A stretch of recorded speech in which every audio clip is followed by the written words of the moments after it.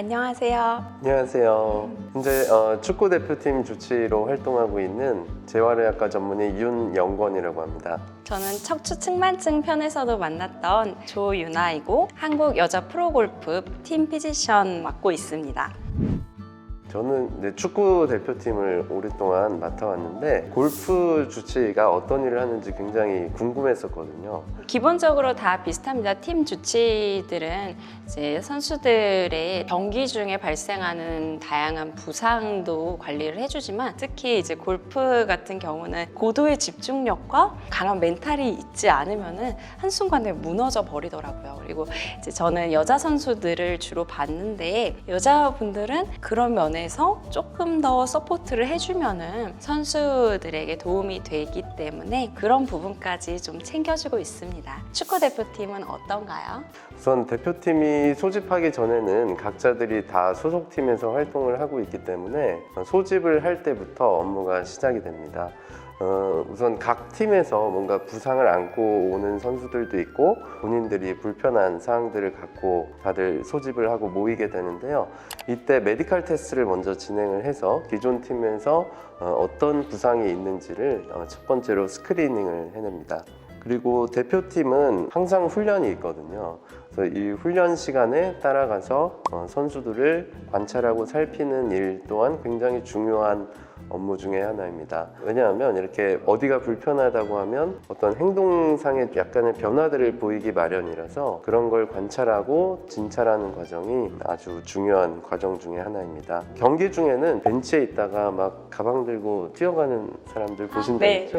예, 그분들이 이제 축구 대표팀 주치분들이 되겠고요. 부상이 있을 때마다 뛰어들어가서 계속 뛸 수 있느냐, 오케이냐, 스톱이냐 이걸 결정해주는 역할을 하게 됩니다.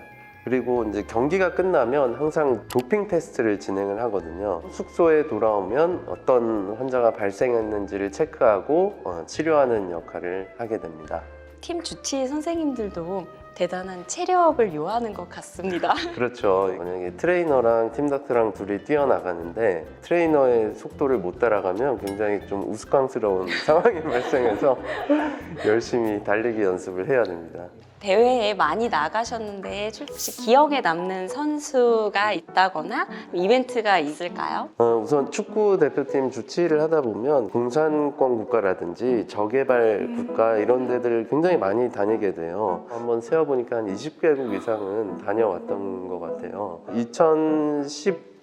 2015년 정도로 제가 기억을 하는데 약간 저개발 국가를 가서 황희찬 선수였던 것으로 기억을 하는데 이 친구가 햄스트링 부상이 있었어서 엑스레이 찍는 데만 한 4시간 정도 걸렸던 것 같고요.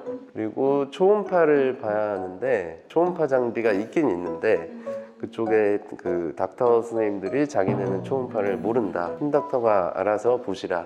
그래서 봤던 그런 게 생각이 납니다. 골프 주치도 골프 라운딩을 다 따라다니게 되나요? 선수들이 언제 올지 모르기 때문에 의무실에 있는 시간들이 많은데 경기 보통 전후로 이렇게 많이 오거든요. 그래서 경기 중간에는 실제로 의무실로 많이 오지 않아서 그때는 저도 이제 따라다닙니다. 그래서 날씨가 좋은 날 대회하면은 너무 재밌고 그때 이제 제가 아침에 좀 봐줬던 선수라든지 그런 선수들이 좋은 성적을 내면 굉장히 속으로 뿌듯해하죠. 보람된 일이죠.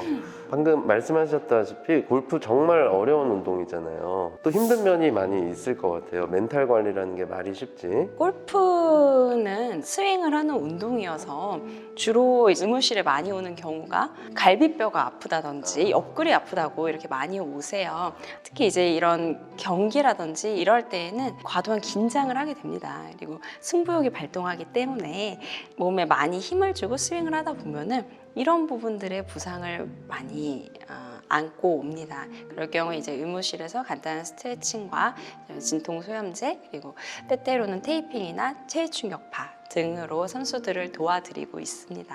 축구팀에서는 주로 어떤 부상이 많이 발생하나요? 축구팀은 무릎이나 이제 발목 아니면 햄스트링 같은 근육 질환 같은 게 압도적으로 많은 것 같아요. 근데 이제 방금 말씀하셨듯이 묻듯이 축구팀에서 어려운 게 어떤 게 있을까를 생각을 해봤는데 선수들이 자기 몸에 대해서 너무 잘 알아요. 의학 용어 막 이런 것만 모른다 뿐이지 본인 나름대로의 진단이 쭉 있어서 이걸 조금이라도 뭔가 틀리게 말하면 선수들과의 신뢰가 깨진다라는 부담감이 늘 있는 것 같아요. 그래서 항상 2번, 3번 더블 체크하는 습관을 가지고 일을 하고 있습니다.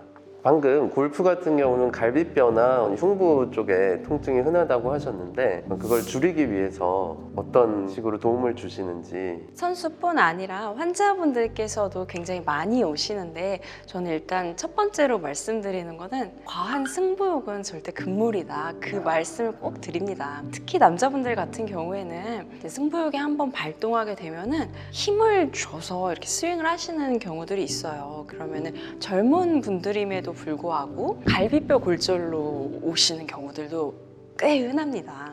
10명 중에 한 2명 정도는 그렇게 오시는 것 같아요. 그리고 모든 운동은 처음에 워밍업을 굉장히 잘 해주셔야 돼요. 웜업을 해주지 않으면은 근육의 인대 손상이나 근육 파열 같은 것들이 올 수가 있기 때문에 일단은 전신 관절을 많이 풀어주는 그런 스트레칭을 해주셔야 되시고 심폐지구력을 좀 올릴 수 있는 간단한 유산소 운동들 한 10분 정도 준비 운동을 사전에 하시는 게 부상을 줄이시는데 도움이 됩니다.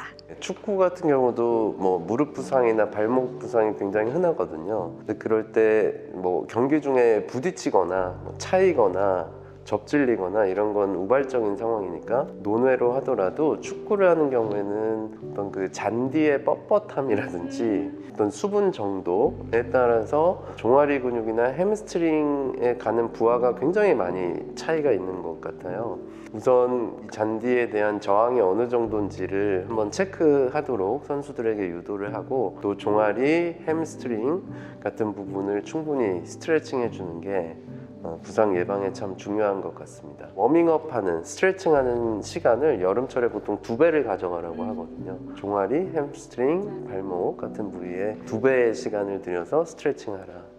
축구는 굉장히 과격한 운동이고 많이 부딪히고 다치잖아요. 근데 선수들이 좀 이런 것들 조심하지 않아서 좀 걱정이 되는 부분? 그런 게 있을까요? 그런 게 정말 많고요. 그리고 경기를 나갈 때마다 사실은 너무 조마조마해요. 가장 조마조마한 시간은 공중볼을 경합할 때가 가장 조마조마하거든요.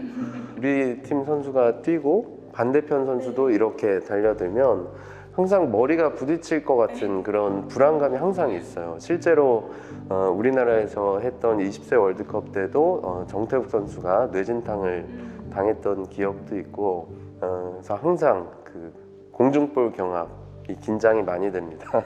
해외 원정 경기나 이런 거 하게 되면은 일정을 많이 빼야 되는데 그런 부분들이 실제적으로는 제일 어려운 부분일 것 같아요. 병원을 운영하신다든지 사업체를 갖고 있거나 하시면은 자리를 비우는 게 제일 좀 어렵기 때문에 그런 부분들이 제일 어려울 것 같네요. 저희는 보통 이제 시즌 시작되면 한 대회에 한 4일 정도 경기를 하는데 하루에 한 명씩 배정을 해요. 그래서 사실 한 명이 이 한 대회를 다 하기란 굉장히 어렵기 때문에 보통 요일별로 이렇게 주치의들이 조금씩 달라지는 경우들이 있거든요. 축구팀의 경우는 워낙 한번 뭐 20세 월드컵 팀, 올림픽 팀, 월드컵 팀이 구축이 되면 멤버들이 쭉 가기 때문에 여러 사람이 이렇게 교체가 되다 보면 연속성이 좀 떨어질 수가 있거든요. 그래서 저희는 가급적이면 한 팀을 한 명이 보는 것으로 그렇게 운영을 하고 있고요.